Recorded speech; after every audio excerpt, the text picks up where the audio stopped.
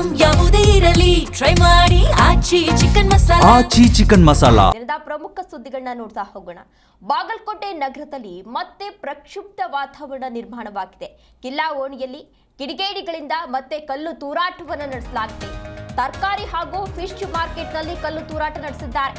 ಬಾಗಲಕೋಟೆ ನಗರದಲ್ಲಿ ಮತ್ತೆ ಪ್ರಕ್ಷುಬ್ಧ ವಾತಾವರಣ ನಿರ್ಮಾಣವಾಗಿದೆ. ಕಿಲ್ಲಾ ಓಣಿಯಲ್ಲಿ ಕಿಡಿಗೇಡಿಗಳಿಂದ ಮತ್ತೆ ಕಲ್ಲು ತೂರಾಟವನ್ನು ನಡೆಸಲಾಗಿದೆ.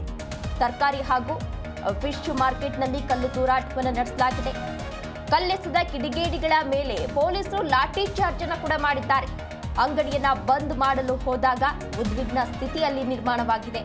ಎರಡು ಗುಂಪುಗಳ ನಡುವೆ ಮಾತಿನ ಚಕಮಕಿ ನಡೆದಿದೆ. ಇನ್ನು ಫೆಬ್ರವರಿ 19ನೇ ತಾರೀಕು ಕೂಡ ಶಿವಾಜಿ ಮಹಾರಾಜರ ಮೆರವಣಿಗೆಯ ವೇಳೆ ಕಿಡಿಗೇಡಿಗಳಿಂದ ಈಗಾಗಲೇ ಕಲ್ಲು ತೂರಾಟವನ್ನು ನಡೆಸಲಾಗಿತ್ತು.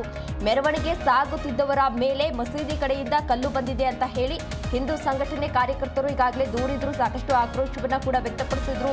ಈ ಘಟನೆಯಲ್ಲಿ ಪ್ರಕಾಶ್ ಅರಕೆರೆ ಎಂಬುವರ ತಲೆಗೆ ಗಂಭೀರವಾದಂತಹ ಗಾಯ ಆಗಿತ್ತು. ದೃಶ್ಯಾವಳಿಗಳಲ್ಲಿ ಗಮನಿಸ್ತಾ ಇರಬಹುದು. ಇದು ನಿನ್ನೆ ಆಗಿರುವಂತಹ ಘಟನೆ. ನಿನ್ನೆ ಸಂಜೆ ಈ ರೀತಿ ಘಟನೆ ಆಗಿತ್ತು. ಶಿವಾಜಿ ಮಹಾರಾಜರ ಮೆರವಣಿಗೆ ಮಾಡ್ತಿದ್ದಂತಹ ಸಂದರ್ಭದಲ್ಲಿ ಈ ರೀತಿ ಘಟನೆ ಆಗಿತ್ತು. ಅದಾದ ಬಳಿಕ ಇವತ್ತು ಕೂಡ ಈ ರೀತಿಯ ಘಟನೆ ಆಗಿದೆ. ದೃಶ್ಯಾವಳಿಗಳಲ್ಲಿ ನೀವು ಕೂಡ ಗಮನಿಸ್ತಾ ಇರಬಹುದು. ಇವತ್ತು ಅಂಗಡಿಯನ್ನ ಬಂದ್ ಮಾಡ್ತಿದ್ದಂತಹ ಸಂದರ್ಭದಲ್ಲಿ ಕಿಡಿಗೇಡಿಗಳು ಬಂದು ಕಲ್ಲು ತೂರಾಟವನ್ನು ನಡೆಸಿದ್ದಾರೆ ಎನ್ನುವ ಆರೋಪ ಕೇಳಿ ಬಂದಿರುವಂಥದ್ದು. ಇನ್ನು ಬಾಗಲಕೋಟೆಯಲ್ಲಿ ಈಗಾಗಲೇ ಒಂದು ಪ್ರಕ್ಷುಬ್ಧ ವಾತಾವರಣ ಕೂಡ ನಿರ್ಮಾಣ ಆಗಿದೆ. ಸಾಕಷ್ಟು ಪೊಲೀಸರನ್ನ ಕೂಡ ಅಲ್ಲಿ ನಿಯೋಜನೆಯನ್ನ ಕೂಡ ಮಾಡಲಾಗಿದೆ. ಬಾಗಲಕೋಟೆಯಲ್ಲಿ ಪೊಲೀಸರಿಂದ ಸರ್ಪಗಾವಲನ್ನ ಕಲ್ಪಿಸಲಾಗಿದೆ. ಮುನ್ನೆಚ್ಚರಿಕೆ ಕ್ರಮವಾಗಿ ಅಂಗಡಿ ಮುಂಗಟ್ಟುಗಳನ್ನ ಬಂದ್ ಮಾಡಲಾಗಿದೆ. ಅಹಿತಕರ ಘಟನೆಯನ್ನ ತಡೆಯಲು ಕಾಕಿ ಈಗಾಗಲೇ ಹದ್ದಿನ ಕಣ್ಣನ್ನ ಇಟ್ಟಿದ್ದಾರೆ. ಜನರು ಆತಂಕ ಪಡದಂತೆ ಜಿಲ್ಲಾಡಳಿತದಿಂದ ಈಗಾಗಲೇ ಮನವಿಯನ್ನ ಕೂಡ ಮಾಡಿಕೊಳ್ಳಲಾಗಿದೆ.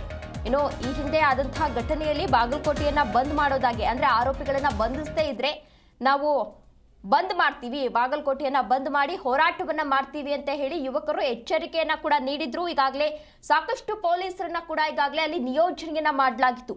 ಪೊಲೀಸ್ ಸರ್ಪಗಾವಲು ಇದ್ರೂ ಕೂಡ ಇಂತಹ ಸಂದರ್ಭದಲ್ಲಿ ಅವರು ಕಲ್ಲು ತೂರಾಟವನ್ನ ಮಾಡಿದ್ದಾರೆ ಅಂತಂದ್ರೆ ಎಷ್ಟರ ಮಟ್ಟಿಗೆ ಅವ್ರಿಗೆ ಧೈರ್ಯ ಇರಬಹುದು, ಎಂತ ಬಂಡ್ ಧೈರ್ಯ ಇರಬಹುದು ಅನ್ನೋದನ್ನ ಇಲ್ಲಿ ಮುಖ್ಯವಾಗಿ ಗಮನಿಸಬೇಕಾಗುತ್ತೆ. ಇನ್ನು ನಿನ್ನೆ ನಡೆದಂತಹ ಘಟನೆ ವಿಚಾರಕ್ಕೆ ಸಂಬಂಧಪಟ್ಟಂತೆ ಈಗಾಗಲೇ ಫೆಬ್ರವರಿ 24ರವರೆಗೂ ಕೂಡ ಅಲ್ಲಿ ನಿಷೇಧಾಜ್ಞೆಯನ್ನ ಜಾರಿ ಮಾಡಲಾಗಿದೆ. 4 ಅಥವಾ ಅದಕ್ಕಿಂತ ಹೆಚ್ಚು ಜನ ಅಲ್ಲಿ ಸೇರುವಂತಿಲ್ಲ, ಆಯುಧಗಳನ್ನ ಹಿಡಿದುಕೊಂಡು ತಿರುಗಾಡುವಂತಿಲ್ಲ, ಸಭೆ ಸಮಾರಂಭ ಪ್ರತಿಭಟನೆ ಯಾವುದಕ್ಕೂ ಕೂಡ ಮಾಡುವಂತಿಲ್ಲ ಅಂತ ಹೇಳಿ ನಿಷೇಧಾಜ್ಞೆಯನ್ನ ಕೂಡ ಈಗಾಗಲೇ ಜಾರಿ ಮಾಡಲಾಗಿದೆ. ಇನ್ನು ಈ ಪ್ರಕರಣಕ್ಕೆ ಸಂಬಂಧಪಟ್ಟಂತೆ ನಿನ್ನೆ ನಡೆದಿದ್ದು ಪ್ರಕರಣ ಕಲ್ಲು ತೂರಾಟ, ಶಿವಾಜಿಯವರ ಫೋಟೋ ಮೇಲೆ ಕಲ್ಲು ತೂರಾಟವನ್ನು ನಡೆದಿತ್ತಲ್ಲ, ಆ ಪ್ರಕರಣಕ್ಕೆ ಸಂಬಂಧಪಟ್ಟಂತೆ ಈಗಾಗಲೇ 8 ಮಂದಿಯನ್ನ ಬಂಧಿಸಲಾಗಿದೆ. ಹೈ ಸೆಕ್ಯೂರಿಟಿಯನ್ನ ಕೂಡ ಕಲ್ಪಿಸಲಾಗಿದೆ. ಮತ್ತೆ ಯಾವುದಾದ್ರೂ ಗಲಾಟೆ ಆಗಬಹುದು ಅಂತ ಹೇಳಿ ಅಲ್ಲಿ ಸಾಕಷ್ಟು ಪೊಲೀಸರನ್ನ ನಿಯೋಜನೆಯನ್ನ ಕೂಡ ಮಾಡಲಾಗಿದೆ.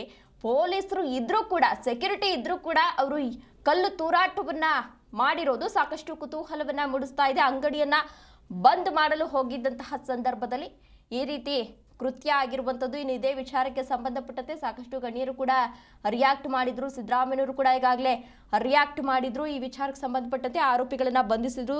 ತಪ್ಪಿತಸ್ಥರು ಯಾರೇ ಇದ್ರೂ ಕೂಡ ನಾವು ಅವರ ವಿರುದ್ಧ ಕಠಿಣ ಕ್ರಮವನ್ನ ಕೈಗೊಳ್ತೀವಿ ಅಂತ ಹೇಳಿದ್ರು. ಅದಾದ ಬಳಿಕ ಇದೀಗ ಮತ್ತೆ ಈ ರೀತಿ ಆಗಿರೋದು ನಿಜವಾಗ್ಲೂ ಕೂಡ ಸಾಕಷ್ಟು ಭಯದ ವಾತಾವರಣ ಅಲ್ಲಿ ನಿರ್ಮಾಣವಾಗಿದೆ. ಪ್ರಕ್ಷುಬ್ಧ ವಾತಾವರಣ ಅಲ್ಲಿ ನಿರ್ಮಾಣ ಆಗಿರುವಂಥದ್ದು. ಒಂಥರ ಅಲ್ಲಿ ಬಾಗಲಕೋಟೆಯ ಪರಿಸ್ಥಿತಿ ಈಗ ಯಾವ ರೀತಿ ಇದೆ ಅಂತ ಅಂದ್ರೆ ಬೂದಿ ಮುಚ್ಚಿದ ಕೆಂಡದಂತಿದೆ ಪರಿಸ್ಥಿತಿ. ಒಂದು ಕಡೆ ಹಿಂದೂ ಸಂಘಟನೆಯವರು ಆರೋಪಿಗಳನ್ನ ಯಾರದೇ ತಪ್ಪಿರ್ಲಿ, ತಪ್ಪಿತಸ್ಥರು ಯಾರೇ ಇದ್ರೂ ಕೂಡ ಅವರ ವಿರುದ್ಧ ಕಠಿಣ ಕ್ರಮವನ್ನ ಕೈಗೊಳ್ಳಬೇಕು ಅಂತ ಹೇಳಿ ಒತ್ತಾಯವನ್ನ ಮಾಡ್ತಾ ಇದ್ರೆ, ಮತ್ತೊಂದು ಕಡೆ ಇದೀಗ ಮತ್ತೆ ಕಲ್ಲು ತೂರಾಟವನ್ನ ನಡೆಸಲಾಗಿದೆ.